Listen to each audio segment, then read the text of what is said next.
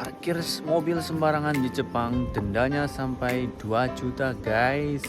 Ini saya sudah mengalaminya, bukan mau sombong atau mau mengajari yang nggak benar. Gimana ceritanya? Tonton terus video ini, jangan sampai gagal fokus, oke? Ya, sebelumnya ketemu lagi dengan saya di channel Nihongo Ngapak, channelnya orang ngapak di Jepang. Oke. Aduh, di video ini saya ingin berbagi pengalaman pahit ya, tentang karena denda parkir sembarangan di Jepang ya, parkir mobil sembarangan di Jepang ya. Jadi ceritanya begini guys, ya pada tanggal 20 Oktober kemarin saya datang ke Festival Indonesia di Yoyogi Koeng. Di sana banyak makan makanan kulineran gitulah, pokoknya serba Indonesia. Dan ada band juga, bintang tamunya itu Jirok. Jadi saya datang sama istri sekitar pukul jam 2 siang sampai sana gitu. Dan sampai sana parkirlah saya di depan Koeng atau di depan tamannya, karena banyak orang yang parkir juga di pinggir jalan itu. Jadi saya ikutan parkir tanpa pikir panjang, sebenarnya bukan tanpa pikir panjang, saya juga udah sedikit takut sih.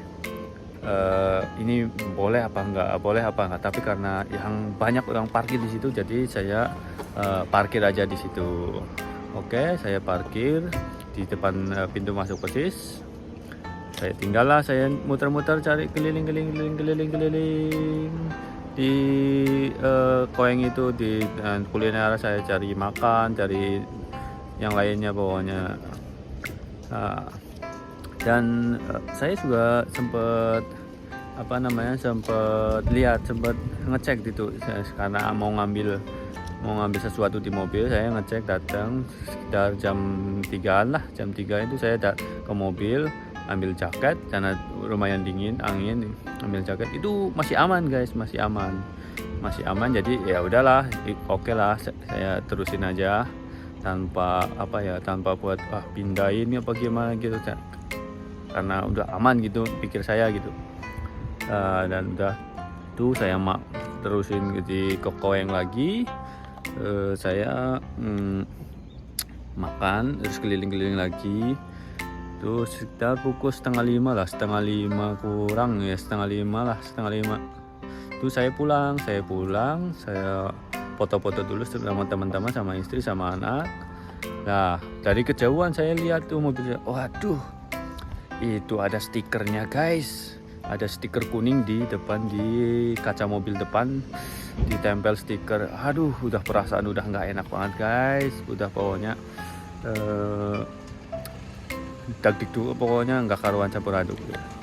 Dan itu udah terus saya akhirnya datang ke mobil, saya ambillah itu stikernya. Saya pulang pun dengan keadaan pikiran yang nggak karuan pokoknya guys. Pokoknya saya pulang sampai rumah masih kepikiran. Saya pulang ya udah, saya diemin aja lah itu, biarin dulu. Itu ada nomor telepon, ada apa semua tertulis dari jam berapa guys. Jadi saya diem. Terus besoknya saya kerja guys, dan besoknya itu saya tanya sama saco saya, saco, ini saya kemarin parkir di sini dapat ada surat ini, gimana ya? Nah, terus kata saco saya itu wah, itu di sana nggak boleh ya, ternyata. Iya, nggak boleh, itu kamu parkirnya iya, banyak yang parkir di situ, ini bla bla bla gitu pokoknya. Saco tanya gitu. Terus akhirnya kata saco, ini nanti ada datang surat tagihan ke rumah, terus tadi udah oke, beres, udah selesai gitu. Oh, berarti nggak harus ke kantor polisi? Nggak harus, nggak apa-apa, berarti nggak harus itu. Oh ya udah sedikit lega, karena saya takutin itu nanti takutnya SIM saya jadi bermasalah gitu, atau gimana gitu. Saya takutnya itu. Uang mah bisa bukan mau sombong ya, uang mah bisa dicari lah gitu. Ini SIM-nya, aduh, yang paling itu bahaya nanti SIM-nya poin hilang atau apa nanti dibolongin apa, kan saya belum pernah sih, alhamdulillah belum pernah ngelakuin pelanggaran di sini, baru pertama kali ini, jadi saya takut gitu. Udah saya tunggu, ya udah, oke saya tunggu. Udah nggak datang ya, saya tunggu ya, nanti saya lanjut lagi ya sini. Saya lanjutkan ceritanya nanti, oke? Ya, dan akhirnya guys, surat tagihannya pun datang, dan saya juga udah feeling sih pasti lumayan, dendanya lumayan gede gitu. Dan ternyata sampai 18.000 yen guys, atau sekitar kurang lebih itu 2 jutaan guys, 2 juta rupiah. Itu karena parkir sembarangan. Sekitar berapa ya, 2 atau 3 jam, nggak nyampe lah, 2 jam lebih lah gitu. Itu 2 jam lebihan itu. Ini nanti kita harus bayar di Kongbini. Itu saya sudah berada di Kongbini itu, di 7-Eleven guys. Nanti tinggal bayar, udah bayar, udah urusan beres. Itu ada batas waktu maksimalnya sampai tanggal 11. Ini saya ada di 7-Eleven,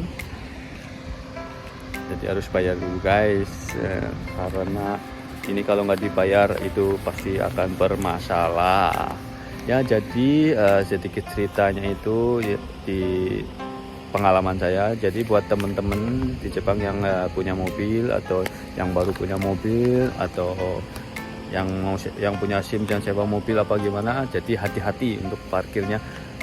Harus waspada, harus lihat, bener-bener lihat pelang itu boleh atau enggaknya, damai atau enggak gitu, harus benar-benar dilihat, karena kalau enggak akan mengalami nasib seperti saya.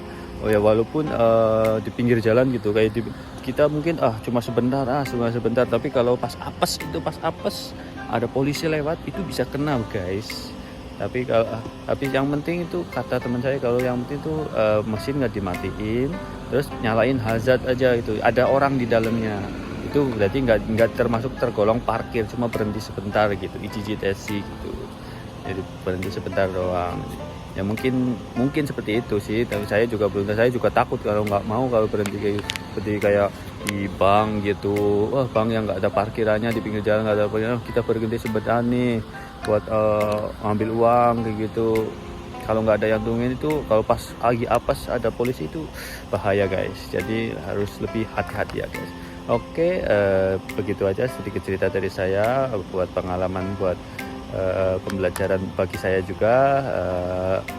Jangan lupa bantu share, like, dan subscribe channel saya biar saya lebih semangat lagi bikin video. Oke guys, terima kasih. Assalamualaikum warahmatullahi wabarakatuh.